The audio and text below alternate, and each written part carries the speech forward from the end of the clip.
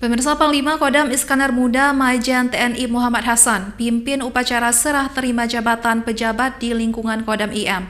Rotasi ini dilakukan sebagai upaya pembinaan untuk peningkatan kinerja dan pembinaan karir bagi pejabat baru dan lama yang akan bertugas di tempat yang lebih tinggi. Beginilah saat upacara serah terima jabatan yang dipimpin langsung oleh Pangdam IM Muhammad Hassan yang berlangsung di lapangan Belang Padang, Banda Aceh, Kamis kemarin 21 Oktober 2022. Pergantian pejabat atau serah terima jabatan di lingkungan TNI AD tersebut merupakan salah satu upaya pembinaan dalam rangka Tour of Dati dan Tour of Area.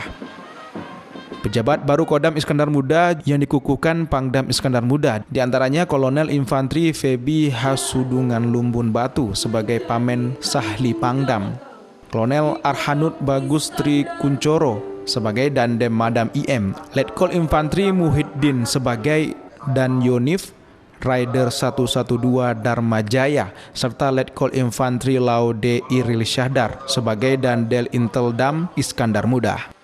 Majen TNI Muhammad Hassan mengatakan pergantian pejabat di lingkungan TNI Angkatan Darat adalah bagian dari penyegaran untuk peningkatan kinerja prajurit sebagai bentuk pembinaan karir bagi pejabat lama yang akan bertugas di tempat yang lebih tinggi, sehingga rotasi yang dilakukan adalah hal biasa di tubuh TNI. Ini merupakan suatu kegiatan rutin yang dilaksanakan setiap ada pergantian pejabat di lingkungan Kodam Iskandar Muda.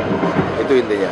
Ya, tentunya dalam sebuah organisasi tentara, serah terima jabatan itu hal yang biasa, dan tentunya apa yang dilakukan oleh pejabat lama harus diteruskan dengan sebaik-baiknya oleh pejabat yang baru dan harus ditingkatkan lagi, sehingga tradisi ini terus berlanjut. Jadi tidak kembali lagi ke awal, tetapi melakukan beberapa hal yang dilakukan oleh pejabat lama tetapi ditingkatkan lagi. Pangdam berpesan untuk tantangan tugas TNI ke depan akan semakin kompleks.